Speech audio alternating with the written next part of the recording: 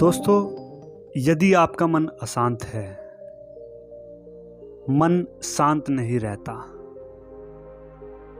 मन में तरह तरह के विचार चलते रहते हैं, तो यह कहानी आपके बहुत काम आएगी। एक बार महात्मा बुद्ध अपने शिष्यों के साथ सफ़र कर रहे थे। तभी महात्मा बुद्ध ने अपने एक शिष्य को पानी लाने के लिए कहा कि मुझे प्यास लगी है, जाओ मेरे लिए पानी लेके आओ। तो वह शिष्य पानी की तलाश में निकल पड़ा।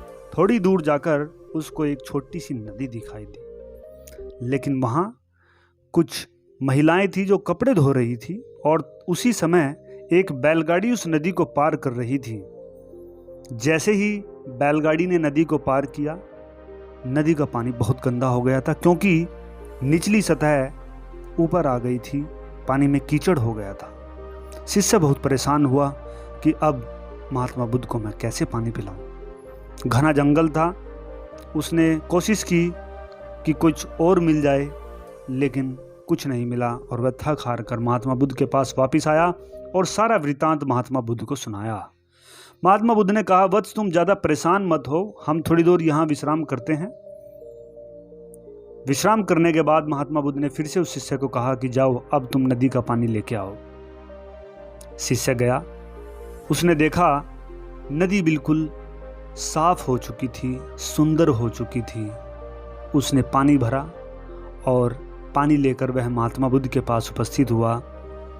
तब महात्मा बुद्ध ने एक ज्ञान की बात उन शिष्य को समझाई। महात्मा बुद्ध ने कहा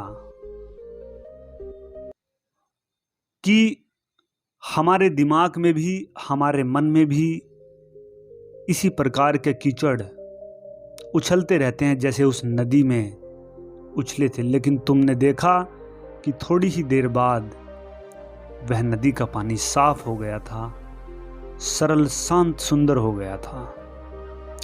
इसी प्रकार मन में भी उठने वाली जो वृत्तियां, जो विचार हैं, यदि हम इनको जागरूक होकर देखें, तो जागरूक होकर देखने से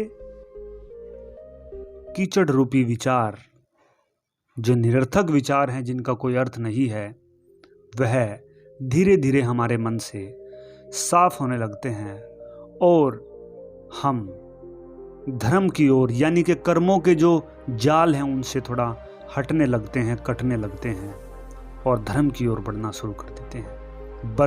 बशर्ते हमको इन विचारों को बड़े ध्यान से देखना जरूरी है। तो दोस्तों, अगर आपका मन अशांत होता है, अशांत रहता है विचारों को लेकर, तो आपको बस महात्मा बुद्ध की ये बात माननी है, इस कहानी को देखना है, सुनना है, और बस शांत होकर उन विचारों को देखना शुरू कर दीजिए। आपका मन शांत हो जाएगा। दोस्तों, इस प्रकार की कहानियों को सुनने के लिए इस चैनल को सब्सक्राइब कीजिए, ज़्यादा से ज़्यादा शेयर कीजिए। शेयर इसलिए कीजिए कि ऐसी बातें दूसरों को भी पता लगनी चाहिए, और आप इस प्रकार का कंटेंट यदि शेयर करेंगे तो सामने वाला भी आपकी वैल्यू समझेगा। इसी के साथ दोस्तों, नमस्कार।